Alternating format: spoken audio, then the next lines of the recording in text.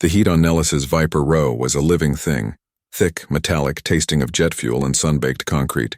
It pressed down on Technical Sergeant Olivia Hex Martinez as she crossed the red warning circle painted around Viper 07, the only F-35 on the line that had refused to wake up for 3 straight weeks. In 47 minutes, a United States Senator, chairman of the Senate Armed Services Committee, would stand on the viewing dais, expecting a flawless demonstration of American air power. 47 minutes after that, the entire 57th Wing's budget request would live or die on the strength of one vertical climb. The jet was dead. Its integrated core processor kept throwing a ghost code, PBA 1147, that vanished the moment anyone tried to chase it. The error cascaded through the controller area network bus, froze the fire control radar, and grounded the aircraft. 23 maintainers, 4 Lockheed Martin field engineers, and 1 very frustrated lieutenant colonel had torn into every accessible bay. Nothing. That was why they had called her. Olivia's canvas tool bag, the one Airman Evans had mocked as a fishing tackle box, thumped against her thigh as she walked. Inside were tools no standard kit carried, a 1997 Fluke 87 that had survived 3 combat deployments, a custom-molded breakout box she had machined herself in a hangar in Kandahar, and a small tin of clove cigarettes she never smoked but always carried because the scent reminded her she was still alive. Airman First Class Evans stepped into her path, palm raised like a traffic cop. "Ma'am, authorized maintenance personnel only." Olivia stopped exactly on the painted line. She had learned long ago that the line was never the problem. The person defending it usually was. "I am authorized," she said, voice low, almost gentle. Evans smirked. "Family Day was last month. Can't let civilians pass the line." The second airman, Gable, sauntered up, thumbs hooked in his belt. "What's in the bag, ma'am? Your husband forget his lunch?" Olivia's eyes flicked to the jet. The canopy was still sealed. Somewhere inside that cockpit, the senator's name was already stenciled in chalk on the dash for the photo op. 45 minutes. She reached into her pocket and handed Evans her line badge and common access card without flourish. He took his time inspecting them, squinting at her photo as if it might be a clever disguise. "Martinez, Olivia.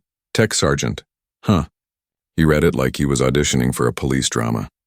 "This temp badge looks sketchy." "It was issued by your own command section," she said. "Master Sergeant Cole is expecting me." Evans' smirk faltered, but pride is a stubborn thing. "Wait here." He marched off toward the maintenance shack, badge in hand.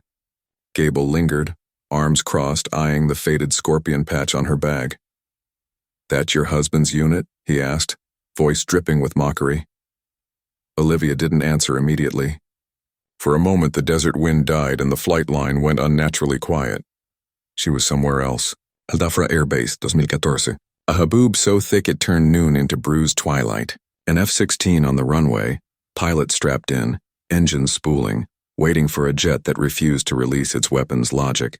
A special forces team bleeding out in the Shaikat Valley, radioing every 30 seconds. "How copy, Viper, how copy?" She had been 24, knuckles split and bleeding, tracing a wire bundle by the light of a red headlamp while sand scoured her face like broken glass. She found the chafed wire at 0214 local. The jet took off at 0217. The pilot lived. The team on the ground lived. When he returned, he cut the 380th Expeditionary Maintenance Squadron patch from his own flight suit and pressed it into her shaking, blood-slick hand. "No," she said now, voice returning to the present. "It's mine." Gable opened his mouth for another jab, but the look in her eyes, dark, depthless, ancient, shut it for him.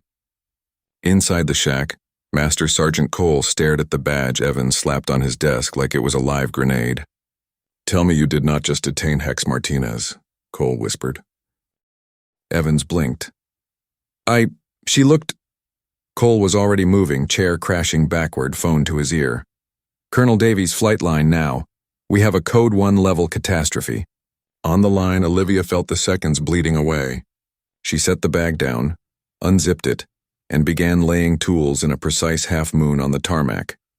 Torque wrench, mirror probe, the fluke, the breakout box, a length of 22-gauge M22759 wire she had pre-stripped that morning because something in her gut had told her heat expansion was lying to them. Evans returned, face pale. Behind him, Cole looked ready to commit murder. "Ma'am." Evans tried again, voice cracking. "I'm placing you under—" He never finished. 2 staff cars and a blue pickup slewed to a stop in a storm of dust and gravel. Doors flew open. Colonel Bishop, Colonel Davies, and the maintenance squadron commander spilled out like an extraction team. The entire flight line froze. Wrenches stopped mid-turn.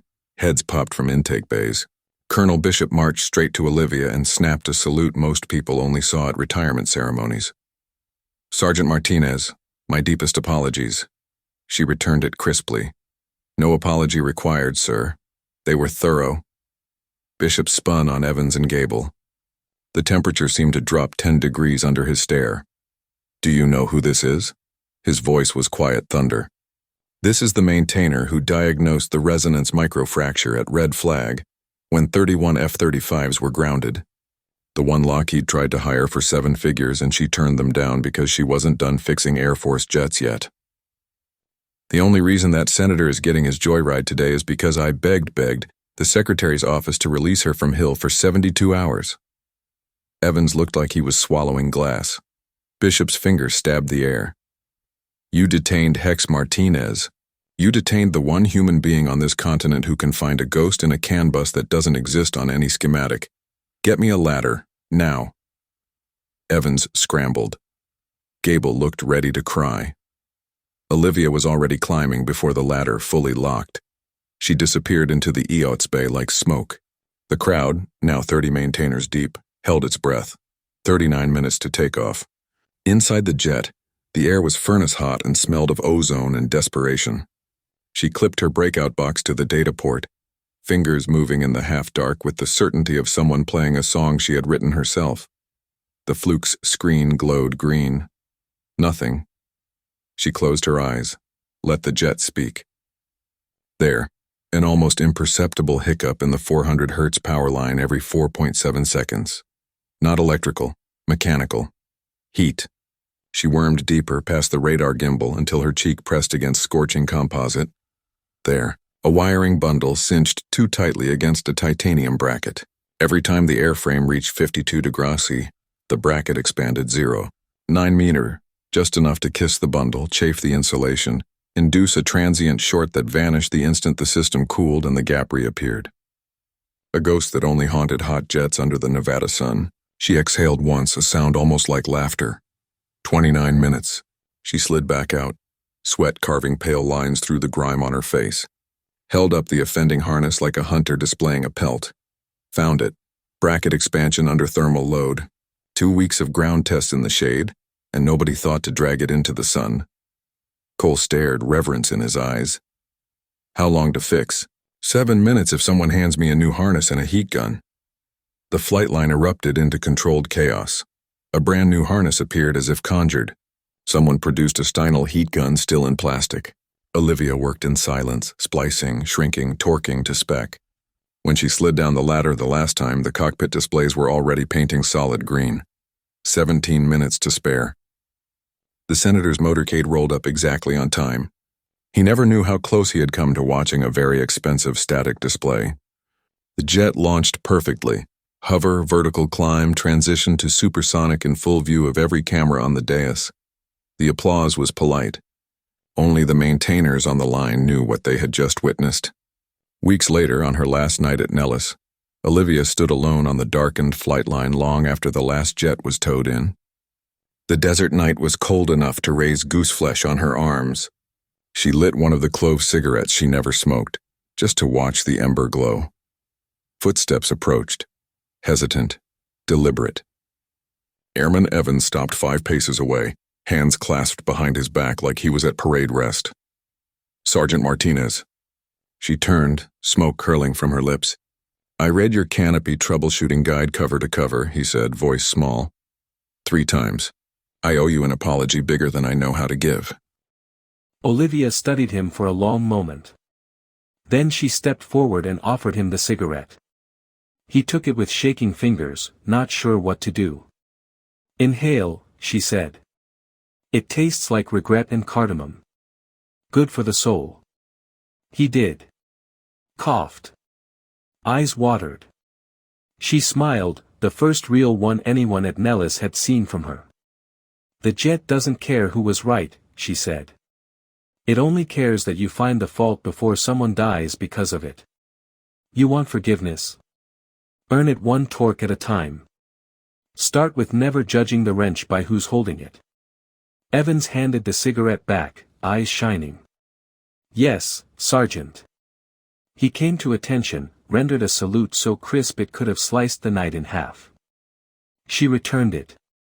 Then he about-faced and walked away into the dark, straighter than he had ever walked in his life. Olivia crushed the ember under her boot, shouldered the old canvas bag, and started the long walk back to the transient barracks. Behind her, Viper 07 sat under the floodlights, silent and whole again, its secret surrendered to the one person who had ever bothered to listen in the language only broken machines speak. Somewhere in the distance, a jet engine spooled up for a night training sortie, the roar rolling across the desert like distant thunder. Hex Martinez smiled into the dark. Another ghost laid to rest. The jet never asks your gender, your rank, or your story. It only asks, can you fix me before someone doesn't come home? She could. She did. She always does. If this story fired you up, smash that share button for every woman in uniform who's still proving it every single day. Let's get this to 1 million views so the next airman thinks twice before he says, ma'am. Who's with me? I just want to take a moment to say a huge thank you to each and every one of you. Folded hands, your love, support, likes, comments, and subscriptions mean the world to me. Without you, this journey wouldn't be possible. Every view, every share, and every encouraging word keeps me motivated to create more content for you all. I'm truly grateful to have such an amazing community by my side. Let's keep growing together and making this journey even more special. Red Heart.